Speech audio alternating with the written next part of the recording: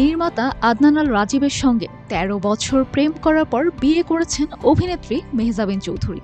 ২০১৯ সালে রাজীবের সঙ্গে ঢাকার একটি বিপণী বিতানে মেহজাবিনের হাত ধরাধরি করে হাঁটার একটি ভিডিও সামাজিক মাধ্যমে ভাইরাল হয়। এরপরই তাদের সম্পর্কের গুঞ্জন ছড়ায়। পরবর্তীতে এই জুটিকে কখনো কক্সবাজার আবার কখনো দেশের বাইরেও ঘুরতে দেখা গেছে। সম্প্রতি স্বামীর সঙ্গে গত বছরের নভেম্বরে কাটানো এক স্মৃতি প্রকাশ্যে আনলেন এই অভিনেত্রী।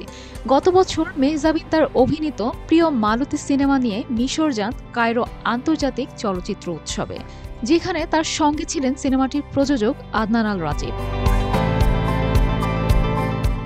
মিশরের পিরামিড ছিল মেহজাবিন চৌধুরীর অন্যতম পছন্দের জায়গা।